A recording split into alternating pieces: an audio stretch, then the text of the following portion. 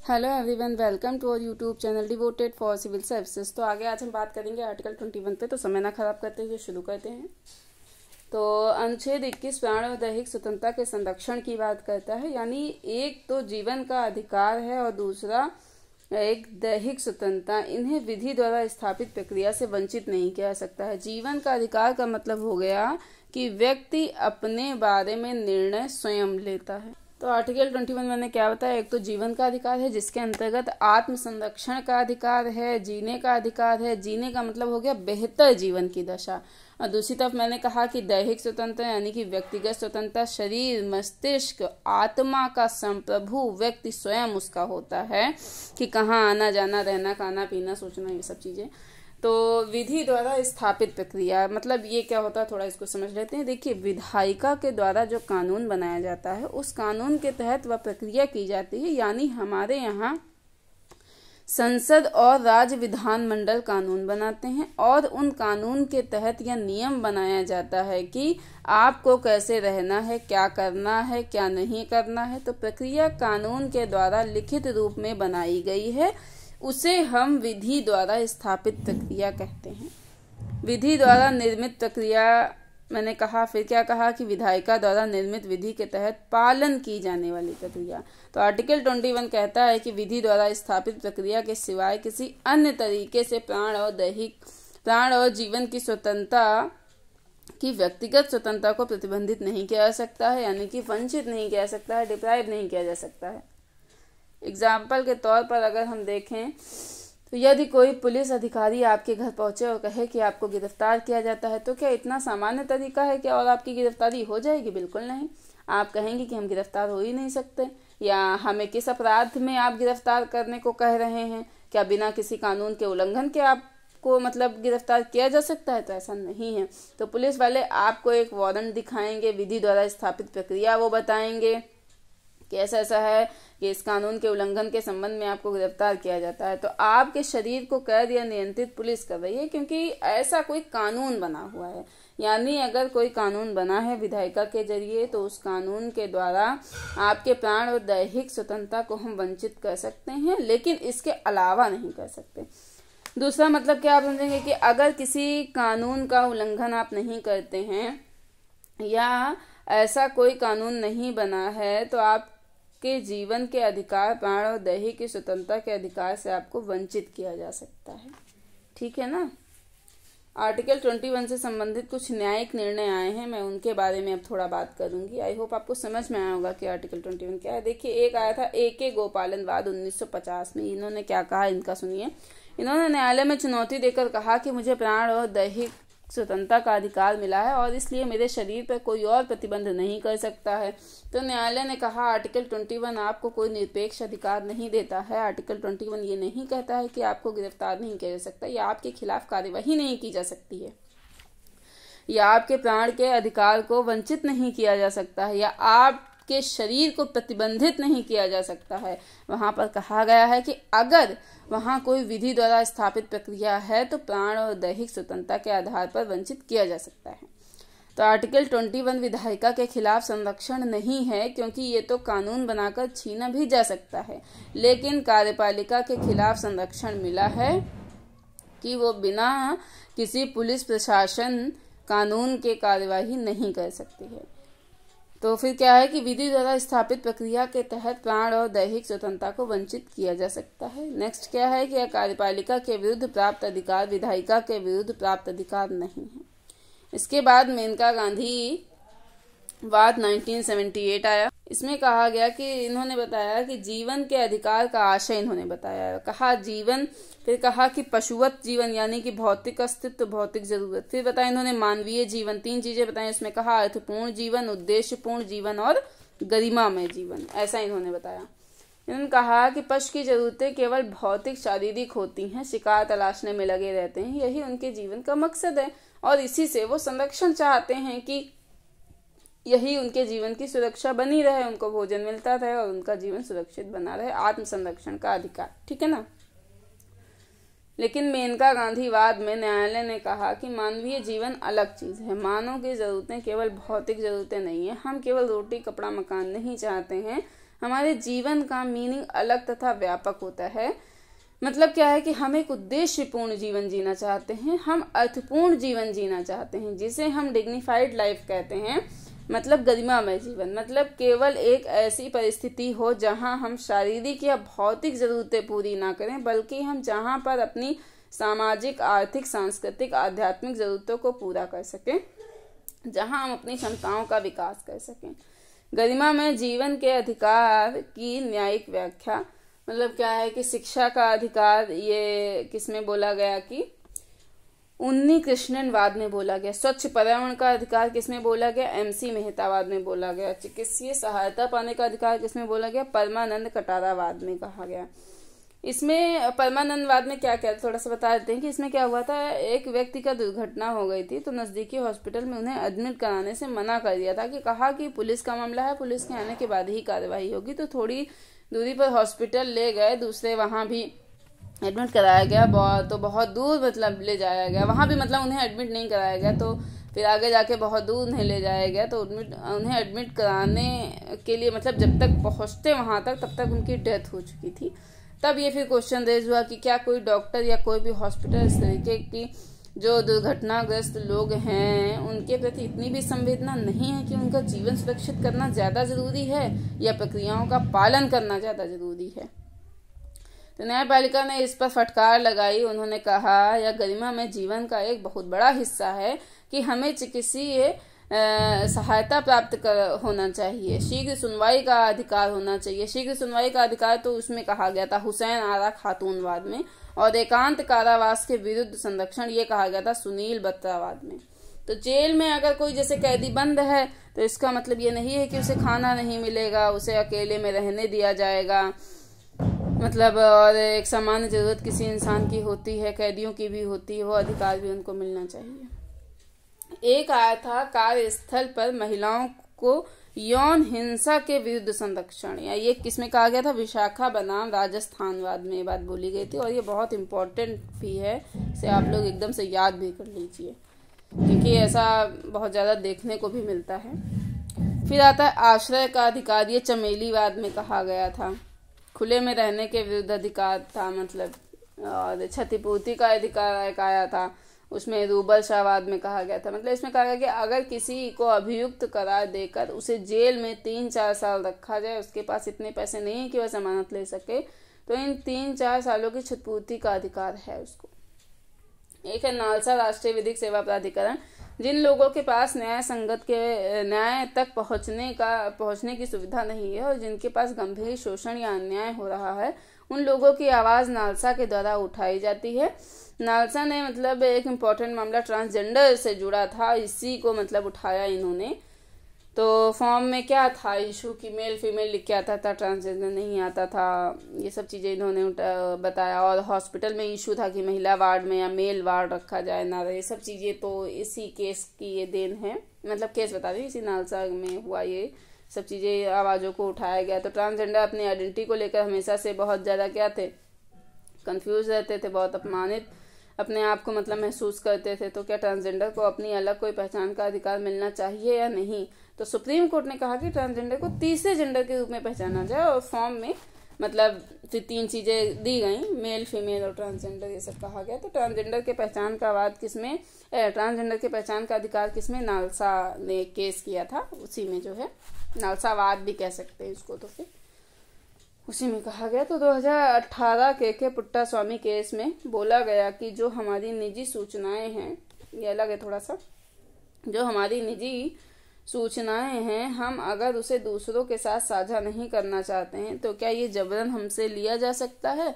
न्यायालय ने कहा बिल्कुल नहीं, ये आपका निजता का अधिकार है। आपके निजी जीवन से जितनी जुड़ी सूचनाएं हैं, आप इन्हें दूसरों के साथ साझा करना चाहते हैं या नहीं, ये आपकी स्वतंत्रता है। अगर कोई जबरन आपके निजी जीवन से जुड़ी सूचनाओं की इकट्ठा करता है, चाहे वह सरकार ही क्यों ना, तो ये गलत है, क्योंकि निजता आपके गरिमामय जीवन से जुड़ा अधिकार है। निजता का अधिकार के पुट्टा स्वामी के द्वारा मैंने बताया अभी। और फिर क्या है कि गरिमामय परिस्थिति में मरने का अधिकार, ये कॉमन कॉजवाद में आया था, कि जैसे कोई गंभीर बीमारी हो, कोमा हो, तो उसमें ये चीज दिया गया था।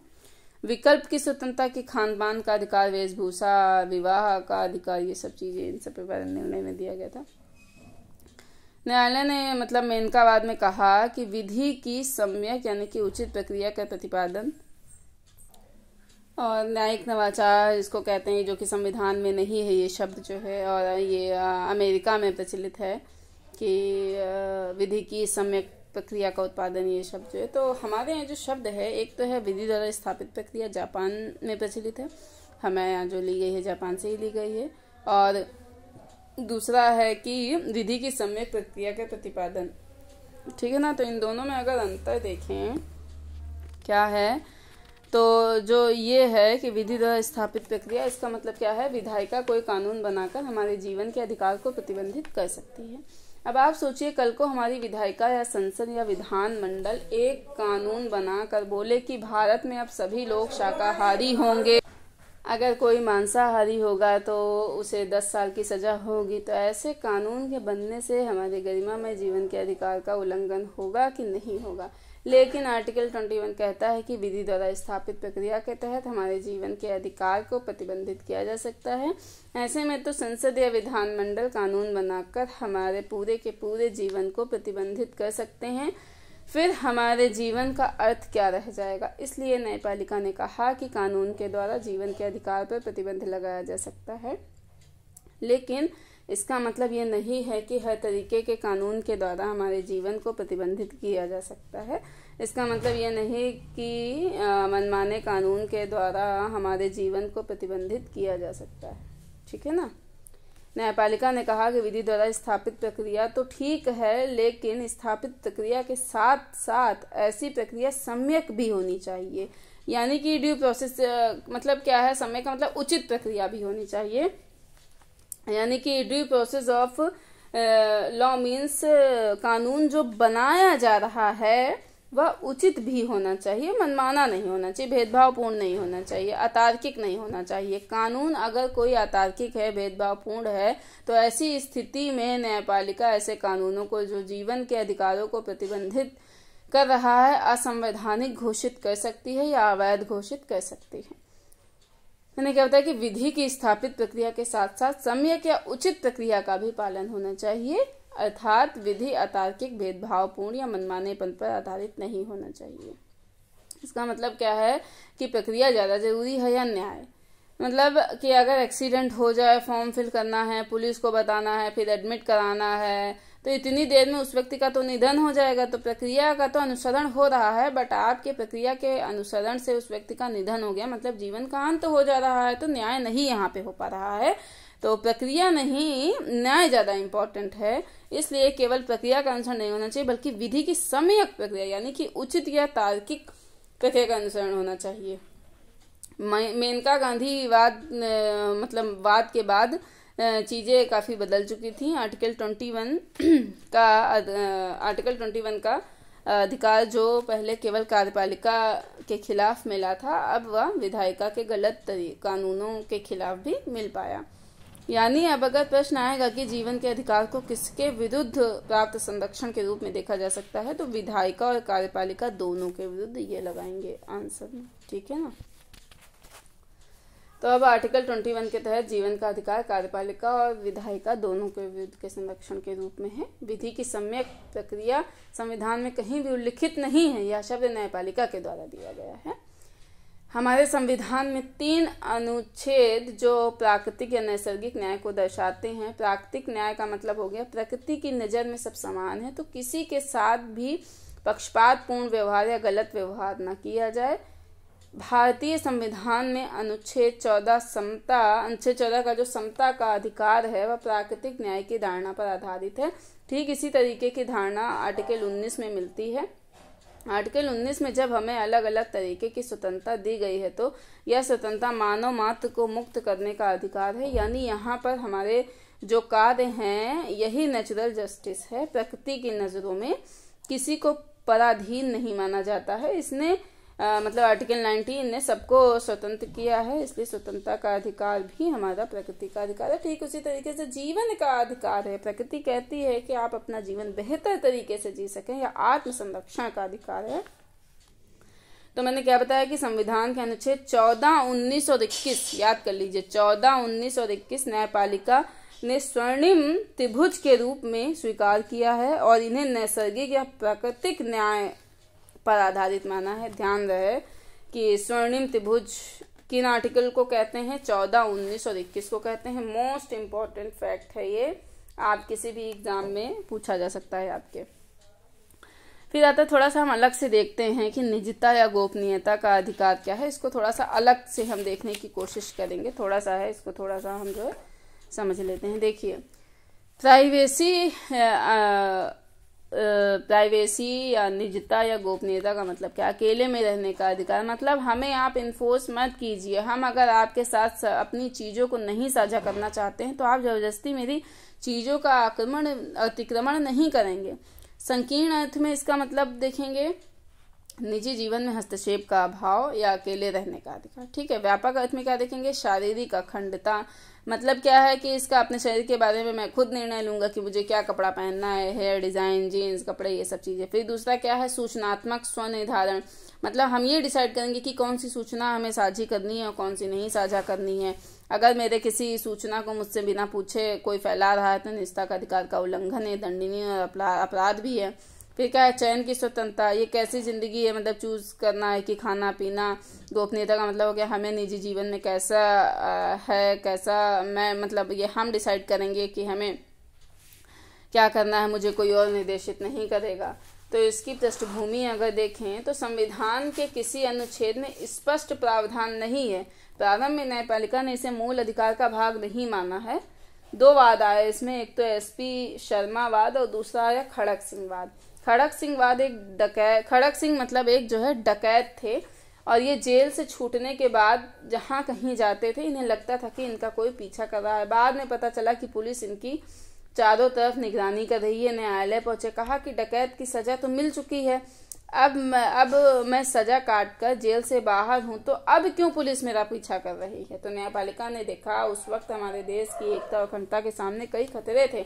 अगर सरकारें निगरानी ना करें तो फिर ऐसे लोग तो और खतरे बन सकते हैं। तो न्यायपालिका का कहना था कि देश की एकता और अखंडता को ध्यान में रखते हुए सरकार आपके निजी जीवन में हस्तक्षेप कर सकती है, सरकार आपकी निगरानी कर सकती है। तो ये कहीं से गलत नहीं है। इसी तरीके से एसपी शर्मा जो बात था उसमें उन्होंने बोला, एसपी शर्मा ने बोला था कि हमारा यहाँ सर्विलांस किया जा रहा है और ये गलत है। तो न्यायपालिका ने कहा कि नहीं, ये गलत नहीं है, हम आपकी बात समझ रहे हैं, लेकिन आप ये मत कहिए कि ये फंडामेंटल राइट है और इसका उल्लंघन नहीं होना चाहिए।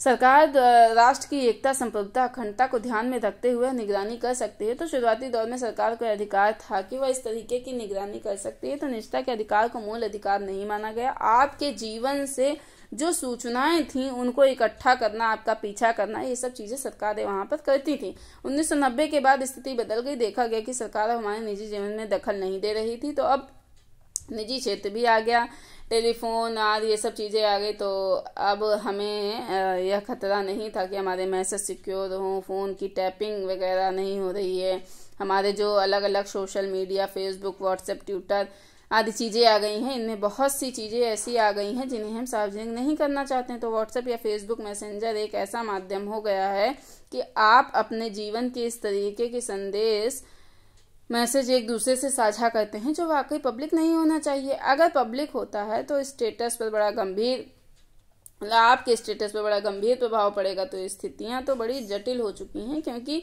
हम अब अपने जीवन में इन चीज़ों पर अति निर्भर होते जा रहे हैं। ऐसे में अगर ये चीज़ें लीक हो जाएं तो कई जगहों पर इस तरीके की दुर्घटनाएं भी हुई हैं, खासकर साइबर क्राइम में लड़कियों के साथ भारत के कई हिस्सों में देखी गई हैं और इसका खामियाजा भुगतना पड़ा। ऐसे में हमारा जो जीवन है उसमें हमारे निजी जीवन में अतिक्रमण बढ़ रहा है क्योंकि हमारी जो सूचनाएं हैं उसका पब्लिक और प्राइवेट लाइफ के बीच डिफरेंस खत्म हो रहा है। निजी सूचनाएं साझा हो रही हैं, यहाँ तक कि जो मोबाइल एप्लीकेशन है वो खतरनाक है क्योंकि आप कोई भी मोबाइल एप्लीकेशन डाउनलोड कीजिए, आपसे एक्सेस मांगेंगे, कि मतलब मीडिया इमेज वीडियोस का मतलब कंसर्न नहीं कहते हैं कि उन्नति है, इस टाइप का मैसेज आता है। तो अब इनका अगर कहीं दुरुपयोग होने लगे, इसे हैक कर लिया जाए तो बड़ा खतरा यहाँ पर बन रहा है। इसलिए ज़रूरत इस बात की है कि निजता के अधिकार को एक अधिकार के रूप में स्वीकार किया जाए और इनको संरक्षण दिया जाए। ये अचानक 90 के बाद ये मुद्दा गंभीर हुआ, क्योंकि पहले जब सरकार हमारे निजी जीवन में हस्तक्षेप कर रही थी तो लगता था कि चलो सरकार की जिम्मेदारी है, लेकिन अब केवल सरकार नहीं रही ना, अब तो निजी क्षेत्र भी है, तो खतरा बढ़ चुका है। इस वजह से अब वर्तमान में निजता के अधिकार को लेकर अब लड़ाई बढ़ गई है और नागरिक भी थोड़े सचेत हो गए हैं। यही मामला न्यायपालिका के पास पहुंचा तो के पुट्टास्वामीवाद 2008 में आया। क्यों आया ये देखते हैं थोड़ा सा। सरकार के द्वारा एक कानून बनाया जा रहा था कि जिसे आधार विधेयक कानून कह रहे थे। आधार की विशेषता ये है कि इसमें आपका बायोमेट्रिक और जो है डेमोग्राफिक दोनों इन्फॉर्मेशन होता है। बाकी के जो पहचान पत्र होते हैं इसमें बर्थ, पैन, इनमें आपकी सामान्य जानकारी होती है। आधार से हर चीज़ कनेक्टेड है। इसका मतलब आधार के नंबर के जरिए आपकी निजी सूचना बहुत आसानी से इकट्ठा की जा सकती हैं। तो सरकार ने कहा कि अब हम आधार अनिवार्य करेंगे, सूचना इकट्ठा करेंगे। तो ये सूचनाएं, यदि ये सूचनाएं निजी क्षेत्रों के हाथों में चली गईं तो वे इसका उपयोग हमारे खिलाफ बड़ी आसानी से कर सकते हैं। तो लोगों का अविश्वास जायज़ था, तो मामला न्यायालय में पहुंचा। न्यायालय ने सरकार से कहा कि आप क्यों इतनी बाध्यता के साथ ये मतलब करना चाहते हैं। सरकार ने कहा कि हमारी गरीबों के लिए योजनाएं हैं, उनमें लोग बड़ी आसानी से गरीबी का सर्टिफिकेट बनवा लेते हैं और जो योजनाएं जिन लोगों तक पहुंचनी चाहिए पहुंच ही नहीं पाती हैं। डुप्लीकेट लोग उन योजनाओं का लाभ उठा लेते हैं। हम इन तरीके की चीज़ों को खत्म करके आधार से सभी का बैंक अकाउंट लिंक कर देंगे, जिससे कि हमको यह मालूम रहेगा कि वास्तविक गरीब लाभार्थी कौन है और उसके बैंक अकाउंट में हम सीधे पैसा डाल देंगे। न्यायपालिका ने कहा ठीक है, लेकिन अगर आप हर जगह के लिए अनिवार्यता की बात कर रहे हैं तो ये बिल्कुल गलत है, क्योंकि लोगों के पास निजता का अधिकार मिला हुआ है। इसी के पुट्टास्वामी केस में निजता के अधिकार को आर्टिकल 21 के तहत मूल अधिकार का हिस्सा माना गया। तो वर्तमान में के पुट्टास्वामी विवाद में मैंने क्या कहा, न्यायपालिका ने निजता के अधिकार को अब जीवन के अधिकार के तहत आर्टिकल 21 को मूल अधिकार के रूप में स्वीकार कर लिया। समझ में आया होगा, ठीक है। अब बात करेंगे कि आखिरकार मरने का अधिकार क्या है, इस पे थोड़ा देखेंगे। क्या इसे जीवन के अधिकार का नेगेटिव हिस्सा मानेंगे या नहीं। जैसे आर्टिकल 19 के तहत वाक और व्यक्ति की स्वतंत्रता का नकारात्मक पक्ष में चुप रहने का अधिकार भी है। जीवन अमूल्य है, उसे गरिमामय तरीके से जीना चाहिए। मरने की बात करना कायरों का काम है। अगर मरने के अधिकार को स्वाभाविक रूप में स्वीकार कर लें, मान लें कोई भी व्यक्ति अपने को मार सकता है, इतनी निराशा, हताशा, अलगाववाद की प्रवृत्तियां समाज में हैं, तो ऐसे में इतनी सामाजिक उलझन है कि लोगों को अपने आप को खत्म करने का विकल्प अच्छा लगता है। इसलिए आईपीसी की धारा 309 के तहत आत्महत्या के प्रयास करने को दंडनीय अपराध जो है माना गया था। इसका पहला मामला रतिनाथ केस में आया। इसमें कहा गया कि इच्छा मृत्यु मिलनी चाहिए जिनके जीवन में कुछ खास करने को नहीं बचा है। इस वाद में न्यायालय ने कहा हाँ, जीवन के अधिकार में मरने का अधिकार शामिल है। तो ज्ञान कौर वाद में इससे बड़ी न्यायपालिका की पीठ ने कहा कि जीवन का अधिकार गरिमामय है, मरने का अधिकार गरिमामय कैसे हो सकता है। तो इस वाद में कहा गया कि जीवन के अधिकार में मरने का अधिकार शामिल नहीं है। अगर कोई ऐसा मतलब करता है तो उसे सजा मिलेगी। तो एक हॉस्पिटल में नर्स अरुणा सांवाद का एक मामला आया। इनके साथ मतलब रेप का प्रयास किया गया। तो इनका दुपट्टा गले से लगने पर ब्लड सर्कुलेशन रुक गया, ये कोमा में चली गई। क्लिनिकल डेड मतलब इसे कहा जाता है कि सिचुएशन बन गई कि वेंटिलेशन के सहारे जिंदा हो। क्लिनिकल डेड किसे कहते हैं, वो वेंटिलेशन के सहारे जिंदा हो और कुछ एक्सप्रेशन नहीं कर पा रहे हों। इनकी ऐसी सिचुएशन लगभग 30-40 सालों से थी। इनकी ओर से इच्छा मृत्यु यूथेनेसिया की मांग की गई। न्यायपालिका ने 2 टाइप यूथेनेसिया के होते हैं बताया। एक तो होता है एक्टिव, यानी कि सक्रिय इच्छा मृत्यु, लाइलाज बीमारी के साथ इंजेक्शन देकर मारना, इसको कहते हैं। दूसरा होता है पैसिव, निष्क्रिय इच्छा मृत्यु। इसमें चिकित्सीय सहायता बंद कर दी जाए और आपकी डेथ हो जाएगी, ऐसा है।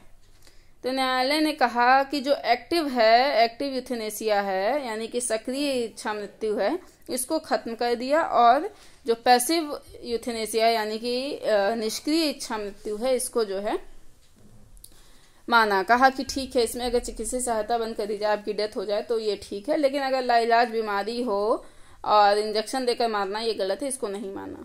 तो एग्जाम्पल से पर्रिकर ने, गोवा के सीएम थे, पिछले डिफेंस मिनिस्टर थे, स्टीफन हॉकिंस को बोला 2 साल में मरेंगे, और 40-50 की उम्र में भी वो फेमस होकर मरे। मतलब तो ऐसी ये सब चीजें देखने को मिलती हैं इस तरीके की।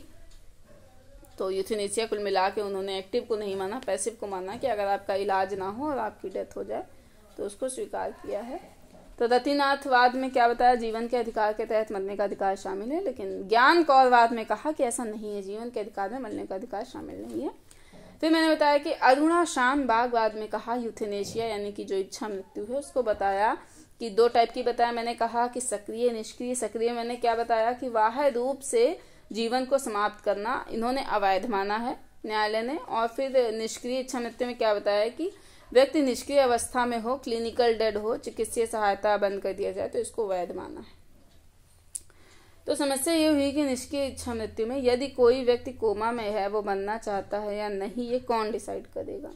कोमा में लाइफ सपोर्ट सिस्टम बहुत ही ज्यादा खर्चीला है। कई बार डॉक्टर जबरन रुख देते हैं इस सिस्टम पर, तो बिल ज्यादा उनको फैमिली मतलब अफोर्ड नहीं कर सकते हैं। तो क्वेश्चन ये है कि पैसिव इच्छा मृत्यु में डिमांड कौन करेगा, कोमा वाला व्यक्ति या तो मतलब कोमा वाला व्यक्ति तो अनकॉन्शियस है, उससे तो होश नहीं है, उसके परिजन करेंगे। तो परिजन कौन हो सकता है, अपने लाभ के उद्देश्य से भी वो लोग तो कर सकते हैं। तो ऐसे में न्यायपालिका ने कहा कि कोई भी व्यक्ति अपने जीते जी जीवित वसीयत किसी व्यक्ति को नामित कर सकता है, जो यह निर्णय ले कि लाइफ सपोर्ट सिस्टम में उसको रखना है या नहीं रखना है। तो इसके संबंध में सरकार कोई कानून बनाए, लेकिन सरकार ने कानून नहीं बनाया। तो कॉमन कॉज वाद आया 2018 के दिन, न्यायालय ने आदेश दिया कि इस संबंध में तत्काल एक कानून बनाया जाए। तो मैंने क्या बताया, कॉमन कॉज वाद 2018। गर्मियामय परिस्थिति में मरने के अधिकार को जीवन का अधिकार माना गया। चिकित्सीय सहायता से इनकार करने का अधिकार पैसिव यूथेनेशिया को या निष्क्रिय इच्छा मृत्यु को माना गया है। प्रत्येक व्यक्ति इस संबंध में जीवित वसीयत बना सकता है, ठीक है ना, वो डिसाइड करेगा। ठीक है, तो अब हम बात करेंगे आर्टिकल 21 के का की। छोटा सा ये इसे देख लेते हैं। इसे 86वें संविधान संशोधन अधिनियम 2002 द्वारा जोड़ा गया। इसके तहत 6 से 14 वर्ष के बच्चों के लिए निःशुल्क और अनिवार्य शिक्षा का प्रावधान किया गया। इस संबंध में राज्य ने मतलब निर्णय लेगा कि इसके पहले यह अनुच्छेद 45 के तहत निर्देशक तत्व का भाग था, परंतु अब आर्टिकल 21 का के तहत मूल अधिकार है। इसे प्रभावी बनाने के लिए संसद द्वारा शिक्षा का अधिकार अधिनियम 2010 लाया गया। अब थोड़ा सा हम आर्टिकल 22 देख लेते हैं, फिर कल हम इससे जो मैंने अभी तक बताया 19 से 22 तक का, तो ये मेंस रिलेटेड जो मुद्दे हैं फिर मैं नेक्स्ट डे देखूंगी। आज इसको देख लेते हैं। आर्टिकल 22 क्या है कि गिरफ्तारी एक, तो फिर दूसरी तरफ क्या है कि निवारक में गिरफ्तारी का मतलब क्या है कि अपराध घटित होने के बाद गिरफ्तारी। निवारक निरोध का मतलब क्या है, संदेह के आधार पर अपराध घटित होने के पहले अपराध रोकने के लिए निरुद्धता, डिटेंशन, नजरबंद करना। तो अगर हमने कानून का उल्लंघन किया तो हमें गिरफ्तार किया जाता है। माना किसी जिले में 5 लोगों पर उनकी गतिविधियों के कारण उन पर संदेह है कि वे आतंकी हमला करने वाले हैं, तो क्या उन्हें गिरफ्तार कर सकता है? वैसे तो गलत है, परंतु देश की सुरक्षा, एकता, अखंडता के आधार पर हम उन्हें डिटेन या नजरबंद कर सकते हैं। संरक्षण का मतलब क्या है कि जैसे मानो पुलिस ने आपको गिरफ्तार तो कर लिया है, न्यायालय के समक्ष प्रस्तुत ही ना करे अगर, तो वो क्या है कि प्रस्तुत ना करे, क्यों गिरफ्तार किया है बताया ही ना जाए, तो ये चीज गलत है। तो ये संरक्षण जरूरी है। तो इसलिए आर्टिकल 22 इसी तरीके के संरक्षण की बात करता है। आर्टिकल 22 के 1, 2, 3 के जरिए जो गिरफ्तार किए गए हैं, पहले तो उनको संरक्षण देता है, और फिर जो है जो 4 से 7 है निवारक निरोध में बंद व्यक्तियों को संरक्षण देने की बात करता है। आप बेयर एक्ट में देख सकते हैं, ठीक है ना। तो 22(1) में विधि व्यवसायी मतलब क्या कि पसंद के वकील से परामर्श, प्रतिरक्षा, न्यायालय में जाने का अधिकार या सुनवाई का अधिकार, तो 24 घंटे की अवधि के भीतर निकटतम मजिस्ट्रेट के सामने प्रस्तुत करना चाहिए। तो गिरफ्तारी के विरुद्ध संरक्षण क्या है कि कारण जानने का अधिकार होना चाहिए, दूसरा क्या है कि अपनी रुचि से के वकील से परामर्श का अधिकार होना चाहिए। न्यायालय में सुनवाई का अधिकार होना चाहिए। 24 घंटे की अवधि के भीतर निकटतम मजिस्ट्रेट के समक्ष उपस्थित कराने का अधिकार यात्रा की अवधि को छोड़कर वो होना चाहिए। आर्टिकल 22 के 2 में यह बात कही गई है। तो ठीक है, जैसे आप बेयर एक्ट में चाहें तो देख सकते हैं, मतलब उसमें आप उससे पढ़ सकते हैं। और जैसे शत्रु देश अमूमन युद्ध काल में घोषित किए जाते हैं, नॉर्मल टाइम में शत्रु देश नहीं घोषित किए जाते हैं, वाद विवाद की एक अलग बात है। तो शत्रु देशों को व्यक्ति गिरफ्तार करने के बाद 1-2 उस पर लागू नहीं होगा, ये एक इम्पॉर्टेंट बात है। जो शत्रु देशों के जो व्यक्ति हैं उनको गिरफ्तार अगर हम कर लें तो उन पर आर्टिकल 22(1) और 2 नहीं लागू होगा, जो मैंने अभी ऊपर बताया। दूसरी बात, जिन लोगों को निवारक निरोध में गिरफ्तार किया जाता है उनके संबंध में भी ऐसी बात होती है। आर्टिकल 22 के 3 में ऐसा कहा गया है। अब इसका अपवाद क्या है, मैंने भी क्या बताया कि शत्रु देश के नागरिक को नहीं ये चीज सुविधा मिल सकती। आर्टिकल 22 के 1 और 2 में कहा गया है। और क्या कहा गया है कि निवारक निरोध विधि के अधीन गिरफ्तार व्यक्ति को नहीं, मतलब उसे मिलेगा। तो ये आर्टिकल, ये भी जो है 22 के 1 और 2 में बात किया गया। अब निवारक निरोध कानून क्या होता है, इसको थोड़ा सा हम देखने की बात करेंगे। घटना घटित होने के पहले किसी व्यक्ति को संदेह के आधार पर निरुद्ध करना। जैसे आर्टिकल 370 को जब जम्मू कश्मीर में समाप्त किया गया तो फारूक अब्दुल्ला, उमर अब्दुल्ला मुफ्ती जी को नजरबंद कर दिया गया। इन्होंने कोई अपराध तो नहीं किया था, लेकिन आशंका थी कि इनके द्वारा लॉ एंड ऑर्डर को भंग किया जा सकता है, भीड़, पत्थरबाजी, हिंसक आंदोलन किए जा सकते हैं। तो ये देश की एकता अखंडता के लिए आवश्यक है। ऐसा नहीं है कि निवारक निरोध कानून हमारे देश में नए हैं। अंग्रेजों के शासनकाल में भी ऐसे कई निवारक निरोध कानून बने, जैसे रॉलेट एक्ट में बिना अपील, दलील, वकील के किसी को भी गिरफ्तार कर लिया जाता था। यही तो निवारक निरोध है। जब ये कानून बना था भारत में तो इसके खिलाफ काफी बड़ा प्रदर्शन हुआ था। राष्ट्रीय आंदोलन का बड़ा एजेंडा बना, असहयोग आंदोलन हुआ जलियांवाला बाग हत्याकांड के बाद। तो ऐसे काले कानूनों को हम लोगों ने राष्ट्रीय आंदोलन के दौरान विरोध किया। ये कानून हम लोगों को पसंद नहीं थे, लेकिन जब हम लोग आजाद हुए तब हमने फिर से ऐसे कानूनों के बारे में सोचा और हमें लगा कि ऐसे कानून हमारे लिए जरूरी हैं। अगर इस तरीके के कानून नहीं होंगे तो देश की एकता, अखंडता, संप्रभुता सुरक्षित नहीं रह पाएगी। तो हमने इसको एक बुराई के रूप में स्वीकार किया, एक ऐसी बुराई जो आवश्यक है। तो मैंने क्या कहा कि भारतीय संविधान में आवश्यक बुराई के रूप में माना जाता है। आवश्यक का मतलब राष्ट्रीय एकता, अखंडता के लिए, बुराई का मतलब व्यक्तिगत स्वतंत्रता का उल्लंघन देखने को मिलता है। तो भारत में निवारक निरोध कानून की 4 श्रेणियां हैं। पहला आता है कि राज्य की सुरक्षा के आधार पर, दूसरा आता है लोक व्यवस्था के आधार पर, तीसरा आता है समुदाय के लिए आवश्यक वस्तुओं और सेवाओं को बनाए रखने के लिए, चौथा आता है विदेशी मामले और भारत की संप्रभुता के लिए। उदाहरण क्या है कि निवारक निरोध कानून 1950, ठीक है ना, ये देखने को मिलता है। फिर क्या है उदाहरण के रूप में, आंतरिक सुरक्षा व्यवस्था विनियमन अधिनियम 1971 मीसा जिसको कहते हैं, ये उस रूप में देखने को हमको मिलता है। जब 1975 में भारत में आपातकाल लगाया था तो बहुत से नेताओं को इसी के तहत जो है जेल में डाला गया था और लालू यादव को भी डाला गया था। उसी समय इनकी बेटी भी हुई थी जब ये जेल में थे, तो ऐसा है, ठीक है ना। फिर और देखने को मिलता है उदाहरण के रूप में राष्ट्रीय सुरक्षा कानून 1980, टाडा अधिनियम 1985, इसके तहत संजय दत्त को गिरफ्तार किया गया था, याद ध्यान होगा। पोटा अधिनियम 2002 में, जो कि अब खत्म कर दिया गया है। फिर आर्टिकल 24 का 4 मतलब क्या कहता है, बेयर एक्ट से आप चाहें तो देख सकते हैं। तो यानी तब निवारक निरोध को 3 माह से ज्यादा एक्सटेंड किया जा सकता है। तो सलाहकारों को बोर्ड बनाना होगा जिसमें उच्च न्यायालय के न्यायाधीश हों या उनके समकक्ष योग्यता रखते हों। तो ये बोर्ड डिसाइड करेगा कि आगे कब तक डिटेन करना है। तो आर्टिकल 22 के 5 में आप देख सकते हैं कि सामान्य रूप से अधिकार है कि कारण आदि बताएं, न्यायालय को बताया जा सकता है। 22 के 6 में है कि पब्लिक अथॉरिटी के रूप में मतलब हो सकता है पब्लिक इंटरेस्ट में सही नहीं है तो ये रीजन बताया जाए, डिटेंशन का, सुनवाई का अधिकार बताया जाए, तो इस तरीके का। तो निवारक निरोध के विरुद्ध संरक्षण क्या है, अधिकतम 3 माह तक निरुद्ध किया जा सकता है। इससे अधिक अवधि के लिए सलाहकारी बोर्ड की अनुशंसा की आवश्यकता होगी जिसमें उच्च न्यायालय के न्यायाधीश या न्यायाधीश बनने की योग्यता रखने वाले व्यक्ति से मिलकर बनेगा सलाहकारी बोर्ड। निवारक निरोध आदेश के आधार पर ही सूचना उसके विरुद्ध अपील करने का अवसर होगा, लेकिन लोकहित में कारण बताना अनिवार्य नहीं होगा। बात ध्यान रखें, आप ये नहीं बता सकते कि लोकहित में कारण है, ये सब चीजें। तो आज के लिए इतना ही रखते हैं। नेक्स्ट डे मैं बात करूंगी मेन से रिलेटेड कुछ मुद्दे हैं, आर्टिकल 19 से 22 कुछ क्वेश्चंस आए हुए हैं प्रीवियस ईयर में यूपीएससी में, तो आईएएस के बेसिकली एग्जाम में, तो उसके बारे में हम बात करेंगे, देखेंगे, ठीक है ना। तो आज के लिए इतना रखते हैं। देखते रहिए डिवोटेड फॉर सिविल सर्विसेज, और अगर अच्छा लगे तो लाइक शेयर सब्सक्राइब कर दीजिए, ठीक है। नमस्कार।